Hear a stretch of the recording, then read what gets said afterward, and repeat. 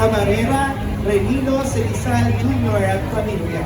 Ang unang karo ay sasamahan ng BPC at BEC ng South Morning View.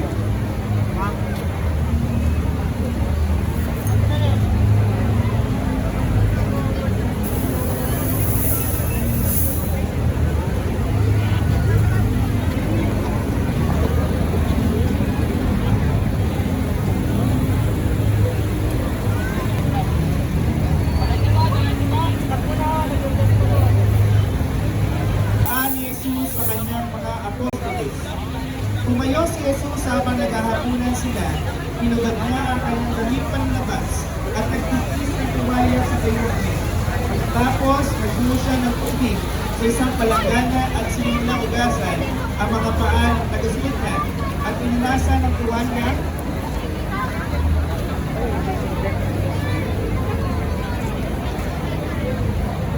kabigkis sa kanya. Paglapit niya kay Simon Pedro, sinabi nito, Panginoon, hugasan niyo po ba ang mga paa ko? Sumagot si Jesus, hindi mo naiintindihan ang ginagawa ko ngayon pero maintindihan mo rin sa bandang muli. Sinabi ni Pedro sa kanya, hindi pwedeng kayong maghugas ng paa ko. Sumagot si Jesus, kung ayaw mong hugasan ko ang mga paa mo, wala kang kaugnayan sa akin. Kaya sinabi ni Simon Pedro, kung ganoon, Panginoon, hindi lang po ang mga paa ko ang hugasan niyo, kundi pati na rin ang mga kamay at ulo ko. Panginoong Jesus, patawarin at tingin po ang aming panalangin. Camareras, Agnes Inog, Pamilya Susara, at Elizabeth de Ocampo. Ang ikalawang karo ay sasamahan ng BPC at BEC ng Upang. Panalangin ng Panginoong Jesus sa halamanan ng Getsemani. Pagkatapos pumunta ni Jesus kasama ang mga tagasunod niya sa lugar na kung tawagin na Getsemani, pagdating nila roon, sinabi niya sa kanila, maupo na kayo rito, pupunta ako sa banda roon upang manalangin. Isinama niya si Pedro at ang dalawang anak ni Zebedee. Nagsimulang mapagabag at maglagpis ang luto si Jesus. At sinabi niya sa kanila, para akong mamamatay sa labis na kanuntutan. Dito lang kayo at magpuyat. Lumayo siya ng kaunti, lumuhod at pinalangin. Ama ko, kung maaari po, ilayo niyo sa akin ang paghihirap na darating. Ngunit hindi ang kalooban ko ang masunod, kundi ang kalooban ninyo. Panginoong Jesus, patawarin at tingin niyo po ang aming panalangin. Ang kamarera ng panalangin ng Panginoong Jesus sa halamanan ng Getsemani ay si Ginoong Robert Roxon at Pamilya Valenzuela at Roxon. Ang ikatlong karo ay sasamahan ng BPC at BEC ng Timalan, Lontok.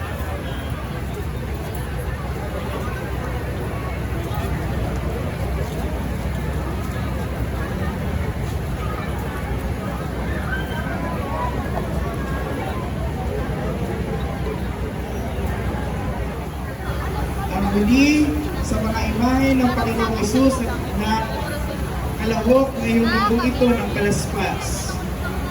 Pagkatapos kinausap ni Jesus ang mga namamahalang pari, mga opisyal ng mga gwardiya sa templo at mga pinuno ng mga Hudyo na naroon upang dakpin siya, isa ba akong tulisan? Bakit kailangan pa ninyong magdala ng espada at mga pamalo upang dakpin ako? Araw-araw ko nasa templo at naroon din kayo. Bakit di nyo ako dinangin doon? Ngunit ito na ang pagkakataong binigay sa inyo upang dakpin ako. At sa sandaling ito ay nagahari ang kanilihan. Camarera, Ginoong Renato B. Bardon Jr. at pamilya. Ang ikaapat na Pedro.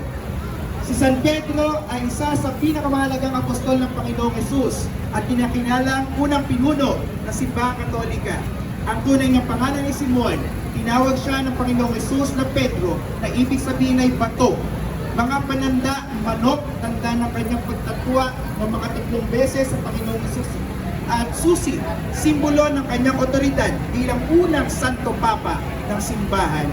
Siya ay martir na apostol na ipinako sa krus ng patiwarik. Kapistahan, ika-29 ng Hunyo. San Pedro, ipanalangin mo kami. Camarera, Louis Valeros at pamilya. Unang salida ng karosa ni San Santiago Mayor. Si San Santiago Mayor, tinatawag din Santiago, ang nakatatanda ay kapatid ni Juan na anak ni Zebedeo at isa sa 12 malapit na apostol ni Jesus kasama ni San Pedro at San Juan na masaksi sa pagbabagong anyo ng Panginoong Jesucristo sa bundok ng Tabor. Siya ang nagpalaganap ng Kristyanismo sa Espanya na siya nagdala naman ng sa atin dito sa Pilipinas kung bakit tayo po ngayon ay mga Katoliko. Pananda, kabibe, tanda ng peregrino at tungkod at balaban, simbolo ng paglalakbay at misyon. Siya ay pinugutan ng pulo sa utos ni Haring Herodes Agripa. Kapistahan, ika-25 ng Hulyo, Camareras, Pamilya Rillo, Enriquez at Awa. San Judas Tadeo, siya ang apostol na nagtanong sa Panginoon noong huling hapunan, Panginoon, bakit po sa amin lamang kayo nagpapakilala ng lubusan at hindi sa sanlibutan? At sinagot siya ni Jesus, ang umiibig sa akin at tumutupad sa aking salita. Iibigin siya ng Ama at kami pupunta at pananahan sa Kanya. Ayon sa tradisyon, namatay siyang martir sa Persia, sinibat at pinugutan ng ulo. Ang kanyang kapistahan ay tuwing 28 na Oktubre at kinikilala bilang patron ng mga nawawalan ng pag-asa at mahihirap na sitwasyon. Pananda, larawan ni Jesus na nakalagay sa medalyon sa kanyang dibdib at pamalo na instrumento ng kanyang pamatayan. Camarera at Nelsonon ang pamilya at DPC ng Ibayo Estasyon. Ang ikapitong karo ay sa ikawalong karosa, San Cleophas ng Emmaus. Isa siyang disipulo ng Panginoong Hesus na nag-alab ang puso kasama ng isa pang alagad. Habang sila'y kinakausap niya sa daan at ipinapaliwanag sa kanila ang mga kasulatan ng unang gabi ng linggo ng pagkabuhay. Sanayon sa Emmaus, na pinalala muli ang Panginoong Jesucristo, nagpilipyaso niya at tinapay at ibinigay sa kanila. Kapistahan, ika-25 ng Setyembre, ayon sa tradisyon. Camarera, Roy Pineda Monson at Pamilya Cayas. Ang ikalawang kasa, San Lazaro de Betania. Kapitid siya ni Martha at Maria ng Betania. Matalik na kaibigan at mahal na mahal ni Jesus ang magkakapatid. Nung mamatay si San Lazaro, ay nagumamis ng matindi ang Panginoong Jesus bago niya itong muling binuhay. Nang malaman ni Jesus na may sakit ang minamahal ng kaibigang si Lazaro, sinabi niya, hindi niya ikamamatay ang sakit na ito. Nangyari yun upang maparangalan ng Diyos. At sa pamamagitan nito ay maparangalan ang anak ng Diyos. Kapistahan, ika-29 ng Hulyo. Camarera ay St. Amelia at pamilya. Santa Maria de Betania. Si Santa Maria de Betania ay kapatid ni Santa Marta at San Lazaro. Siya ay matalik ding kaibigan at tagasunod ni Jesus. Siya ay madiliw na nakinig sa Panginoong Jesus habang ang kapatid niyang si Marta ay abala sa gawaing bahay. Si Santa Maria de Betania ang nagbuhos ng pabango at nagpunas ng kanyang buhok sa paanan ni Jesus sa Ebanghelyo ni San Juan. Ito'y pinanirahan ni Judas Iscariote, ang alagad na nagkanulo sa kanya. Sinabi niya, bakit hindi na lamang ipinagbili ang pabango at ibinigay sa mga tunga ang pinagbilhan? Ngunit sinabi ni Jesus, pabayaan niyo siya. Hayaan niyo niyang gawin ang bilang paghahanda para sa paglilibing sa akin. Habang panoy kasama ninyo ako, ngunit ako'y hindi niyo kasama sa habang panahon. Kapistahan, ika-29 ng Hulyo, Camarera, Giancarlo Dionela at Pamilya Caya. Santa Maria de Betania, ipanalangin mo kami. Susunod po, Santa Marta de Betania. Sa Betania, malapit sa Jerusalem, tinanggap niya ang Panginoong Jesus sa kanyang tahanan. At sa pagkamatay ng kanyang kapatid na si Lazaro, ipinahayag niya, Opo, Panginoon, naniniwala po ako kayo, ang Kristo, ang anak ng Diyos, na inasa ang darating sa sanlibutan. Sinabi ni Marta sa Panginoong Jesus na naroon lamang siya ay di sana namatay ang kapatid niya si Lazaro. Kapistahan, ika-29 ng Hulyo. Camarera, Manuel Luis, Amazola, Katuray, at pamilya. Kanya, susunod, San Jose ng Arimatea, isang ginagalang nakagawad ng Sanhedrin at mayaman na taga-Arimatea, isang mabuti at matuwid na tao, nakabilang sa mga naghihintay ng pagdating ng paghahari ng Diyos, isang lihim na alagad ni Jesus. Hiningi niya kay Pilato ang pahintulot na kunin ang bangkay ni Jesus. At kasama si San Nicodemo, ibinaba nila ang bangkay ni Jesus sa krus. Binalot niya ito ng isang bagong kayong lino na kanyang pinili at inilibing sa kanyang sariling libingan na ilukas sa bato. Kapistahan, ika-31 ng Agosto, kabarera Keninahon at pamilya. Susunod, San Nicodemo. Isa siyang pariseyo at pinuno ng mga Hudyo na pumunta kay Jesus isang gabi upang tanungin niya si Jesus tungkol sa kanyang misyon. Ipinagtanggol niya si Jesus sa harap ng mga punong pari at mga pariseyo na gusto siyang ipadakip ng mga ito na hindi na ayon sa kanilang batas ang nagaganap nung gabing dakpin ng Panginoong Jesus. Camarera, John Brian Leonela at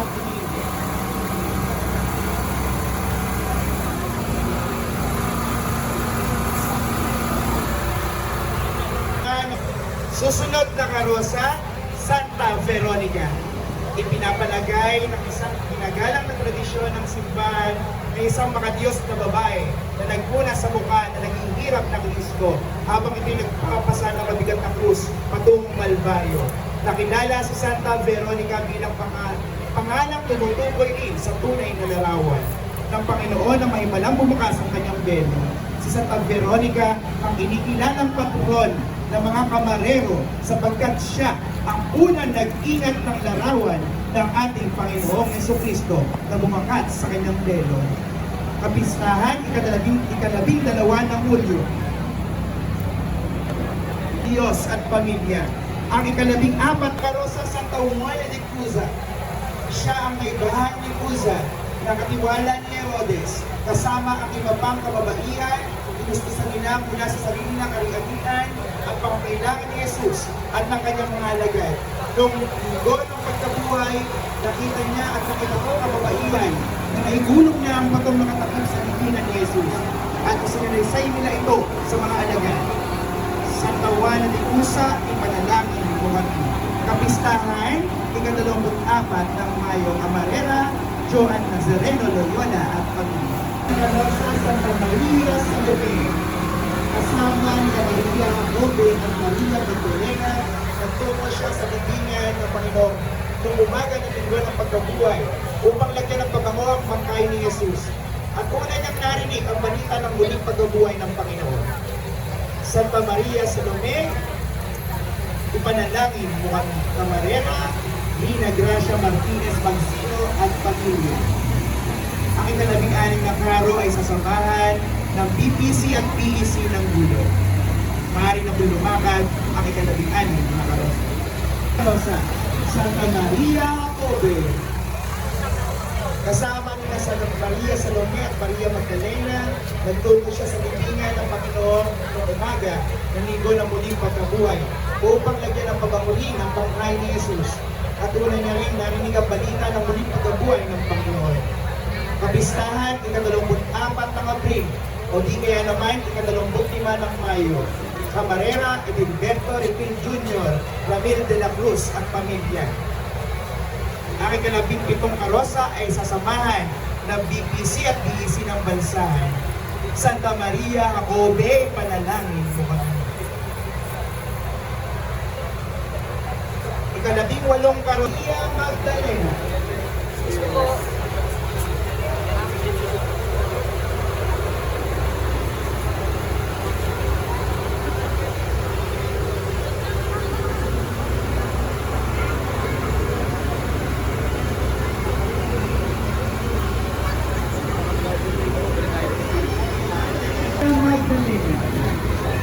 Si Maria Magdalena ay isa sa mga alagad ng Panginoon na hindi iniwan ng Panginoon sa pagdurusa at pagkamatay hanggang sa paglilibing nito noong Biyernes Santo.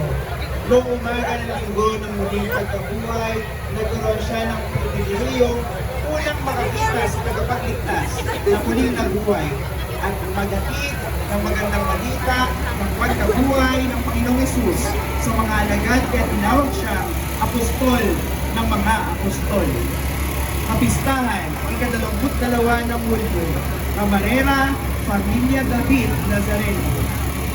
Ang ika-18 karosa ay sasamahan ng BPC at Ikalabing siyam na karosa sa buwan, Evangelista ang pinakamangal na Panginoon. Anak ni si Judeo kasama ng kapatigan si Santiago at si Pedro, kasaksiyan niya ang pagbabago ng Diyan ng Panginoon sa bundok ng Tabor. At kasama rin siya sa paghihirap nito sa halamanan ng Gethsemane. Sa paanan ng krus, pinabiling sa kanya ni Jesus at itinuroy na ang mahal na Birheng Maria bilang kanyang ina. Ang kanyang salaysay ng Ebanghelyo at iba pang akda ay nagpatunay na isa siyang teologo na bilang nararapat makatingin sa kaluwalhatian ng salitang nagkatawang tao at nagpahayag kung ano talaga ang nakita mismo ng sariling mga mata. Bagamat may pagtatangka sa kanyang buhay, pinainom ng alak na may lason, inilubog sa kumukulong langis. Hindi siya namatay, bagkus iniligtas siya ng Panginoon. Siya lamang ang natatanging apostol na hindi iniwan ng Panginoong Hesus hanggang sa pagkamatay nito sa krus. Pinaniniwalaan din na si San Juan lang ang katangi-tanging apostol na hindi namatay sa pag-uusig, kundi sa natural na kamatayan. San Juan Evangelista, ang minamahal na alagad, ipanalangin mo kami. Kapistahan, ika-27 ng Disyembre, Camarera, Juan at Agnes Ilog, Poblete at Pamilya. Ang ikalabing siyam na karosa ay sasamahan ng BPC. Karosa ngayong araw na ito, ang Mater Dolorosa. Ang mahal na Birheng Maria ay ang ina ng ating Panginoong Jesucristo. Sa kanyang 7 hapis mula sa pagmula ni Simeon, na ang puso niya ay parang sinaksak ng balaraw, ay hindi iniwan ng Panginoong Hesus mula sa pagpapasunod nito at pagpapasan ng mabigat na krus ng kanyang anak hanggang sa pagkapako, pagkamatay at paglilinig sa Panginoon. Subalit sa kabila ng kalungkutan at hapis na dulot ng pagkamatay ni Jesus, hindi nawala ng pananalig at pag-asa ang ating mahal na ina. Alam ni Maria na hindi magtatagal at muling mabubuhay si Jesus. Sa muling pagkabuhay ni Jesus, mapapawi lahat ang mga sakit na kanyang dinanas ng unang Biyernes Santo. Umanalig si Maria lagi sa plano ng Diyos sa kabila ng matinding pagsulok sa kanyang buhay. Buong panalangin na tinanggap at tumalima ang mahal na Birheng Maria sa kalooban ng Diyos. Santa Maria, Ina ng Diyos, ipanalangin mo kaming makasalanan, kaming mga tinubos ng iyong mahal na anak upang kami iligtas sa lahat ng kasamaan. Amen. Kapistahan, ika-15 ng Setyembre o ang susunod na Biyernes Dolores sa susunod na taon, ika-19 ng Marso. Camarera, Jose Lopez Ramirez at Pamilya. Ang ika-20 karosa ay sasamahan ng BPC at BEC ng Captain Sirian.